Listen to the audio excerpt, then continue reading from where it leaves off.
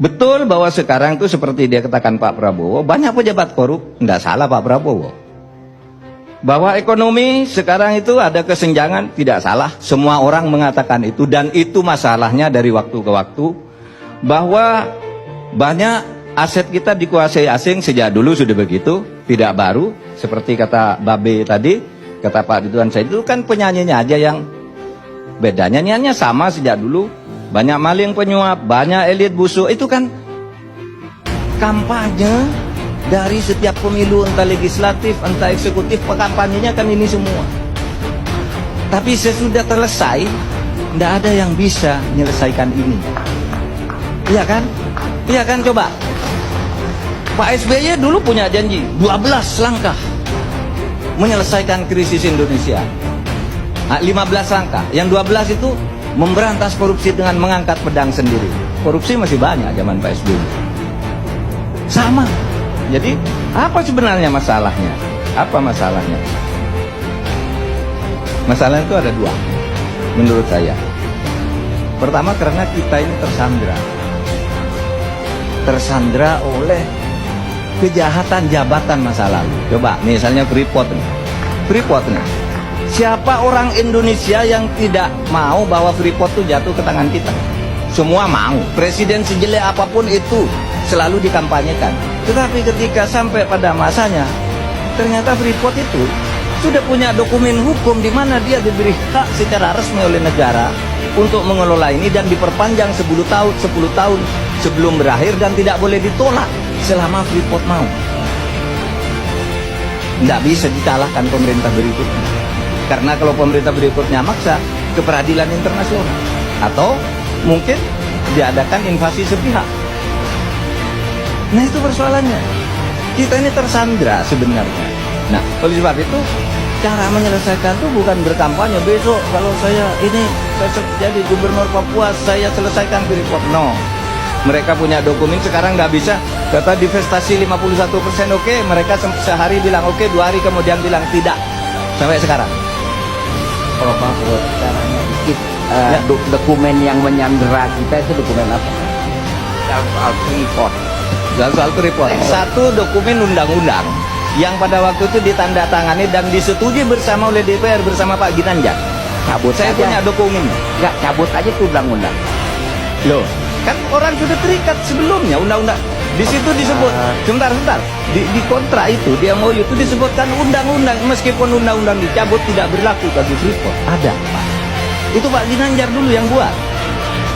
Iya, itu berjalan sampai sekarang. Saya ketika Sudirman Said itu dikritik rame-rame, gimana Anda kok bisa melakukan itu, merugikan rakyat? Dia ketemu saya, Pak, ini undang-undangnya. Ini hasil kesepakatan DPR dan pemerintah. Ada tanda tangan Pak Ginanjar waktu itu. Saya punya dokumennya. Nggak bisa dicabut, Pak. Seperti Bapak sudah beli lalu cabut, berlaku ke yang lain, bukan ke Bapak. Karena dia berdasar undang-undang yang sah waktu itu. Nah, ini persoalan kita, Pak. Ada hukum-hukum yang menyandera kita sampai sekarang karena kejahatan jabatan di masa lalu. Gitu. Tuh.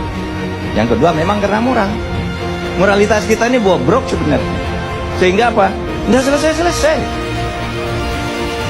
Masalah itu. Setiap muncul periode baru, muncul penjahat-penjahat baru, muncul koruptor-koruptor baru. Berkesinambungan kan, terwariskan itu moral-moral seperti itu. Muncul.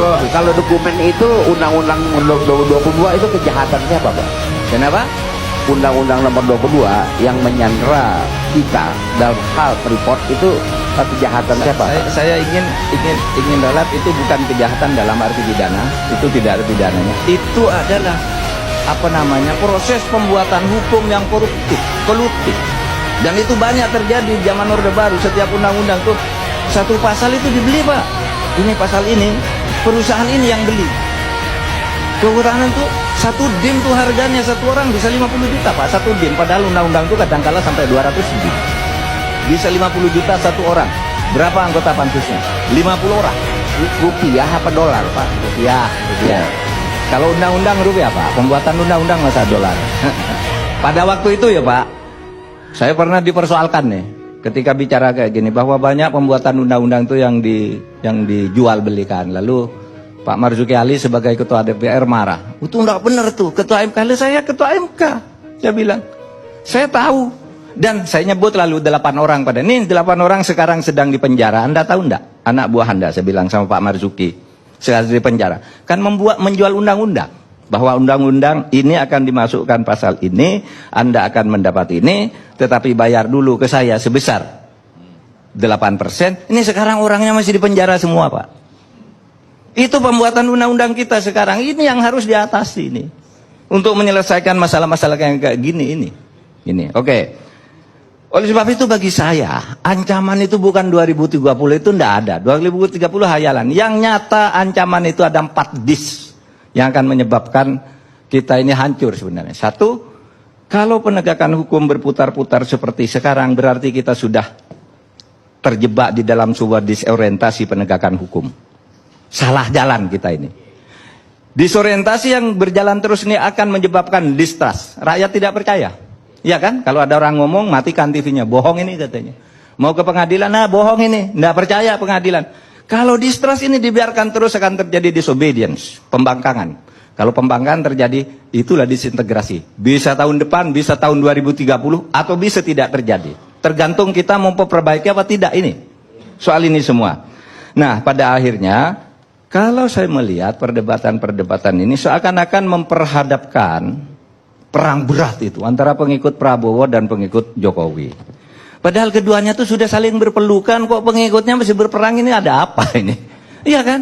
Sudah saling berkunjung, naik kuda bersama, ketemu di publikasi, ketemu diam-diam. Ya, kita kan semua tahu. Ya, sebagai orang-orang seperti itu tahulah kapan ketemu di mana, apa yang dibicarakan. Ini malah yang di bawah ini berperang seakan-akan musuh bebuyutan. Yang orang sudah rukun, yang lain bermusuhan terus. Kenapa kita tidak melihat masa baru sekarang? Ini. Kan ada tahapan-tahapan demokrasi dan hukum itu berjalan bagaimana. Nah itulah yang harus kita tempuh. Dan kita harus mendidik rakyat ke arah itu. Assalamualaikum warahmatullahi wabarakatuh.